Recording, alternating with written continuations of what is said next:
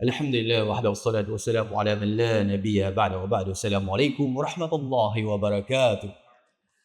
Mga minamahal kong magulang, kapatid sa pananampalatayang Islam, isa sa pinakamagandang katangian na dapat taglay din ng isang mananampalataya, ng isang Muslim, ang tinatawag na pagiging mahinahon.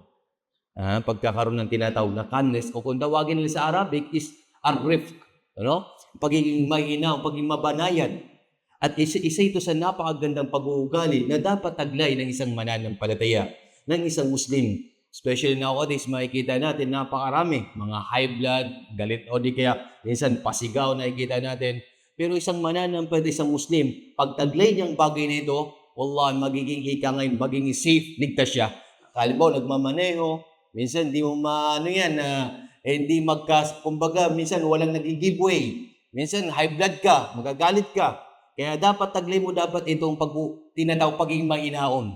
Kahit sa bahay, halimbawa, no, yung mga kita natin may mga anak, pasigaw ng pasigaw, minsan hindi nakukuha sa pasigaw. Minsan nilalambing, magandang usap, magiging kumbaga ititreat mo siya ng maayos. At itong kagandahan ng ating pananampalataya. At ito rin ang inutos ng dakilang tagapaglikha sa mahal na sugo sallallahu alaihi wasallam na kung saan, nung sabihin siya, kung saan, wahfid janahaka liman ittaba'aka minal mu'minin. O Muhammad, ibaba mo ikang yung pakpak sa mga taong sumusunod sa'yo. Ibig magpakumbaba ka sa kanila. Sa iyong pananalita, sa iyong action, isa ito sa napakagandang utos ni Allah sa dakilang sugo na walang iba kundi si Propeta Muhammad sallallahu alaihi wasallam. Nung utusan, si Harun at si Musa alayhi salam, na kung saan inutusan sila pumunta kanino kay Firaun. Napakagandang ika ngayon. Tignan niyo yung aya na sinabi ng dakilang tagapaglikha kung paano utusan etong propeta na ito, si Musa at si Harun, na kung saan, idhaba ila Fir'auna innahu taga, fakula lahu qawlan layyina, la'allahu yatadhakkar o yakhsha. Tingin kaganda ng Islam. Pumunta kayong dalawa, Musa, Harun, kanino kay Fir'aun? Kilala, sino ba hindi nakakilala kay Fir'aun? Na kung saan, ano sasabihin nyo? Fakula lahu qawlan layyina. Kumbaga, makipag-usap ka sa kanya ng mahinaw, ng maayos. Ibahagi mo ang pagkilala kay Allah subhanahu wa ta'ala. Bakit? La'allahu yatadhakkar o yakhsha. Baka magkaroon siya ng takot kay Allah at makaalala siya kay Allah subhanahu wa ta'ala. Ganito dapat mga kapatid, mga magulang sa pananampalatayang Islam. Tingnan nyo, isang napakagandang kwento rin ng mahal ng Propeta Muhammad sallallahu alaihi wasallam.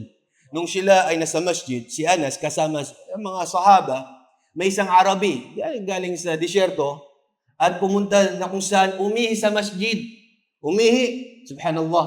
Ang mga sahaba, of course, nakita, umihi ka sa masjid. Allahu Akbar. Gusto nilang na kung saan, pigilan yung lalaki na yon. At ang mahal na sugo sa hayaan niyo, sabi niya. Tapos yung lalaki, tinawag niya, halika, sabi niya, tingnan niyo, subhanallah, tingnan advice. Allah, nasiha. Ang sabi niya, alam mo ba itong masjid na ito, sabi niya, dito sa bahay na kung saan inaalala si Allah. Dito sabi niya nagdadasal ang mga tao. Dito nagbabasa ng Quran. Allah Akbar. At inutos siya sa mga sahaba na buhusan ito. Subhanallah. Tignan niyo yung pag-uugali ng mahal ng Propeta Muhammad sallallahu alaihi wasallam na dapat taglay nating mga kamusliman. Ito yung mga pag-uugali na kung saan ibinahagi sa atin ng mahal ng Propeta na dapat natin siya sundin sa abot ng ating mga kaya sapagkat ang kabutihan na ito, ang pagiging kalmado, ang pagiging mahinaon ay napakaraming kabutihan. Kaya dalangin ko sa dakilang tagapaglikha, nawa ay pagkalooban tayo ng tinatawag na kahinaunan sa lahat ng bagay at nawa ay pagkaloob sa atin ng kabutihan sa mundo hanggang sa kabilang buhay, hanggang dito na lamang. Wa akhiru da'wana anil hamdulillahi rabbil alamin. Assalamu alaikum warahmatullahi wabarakatuh.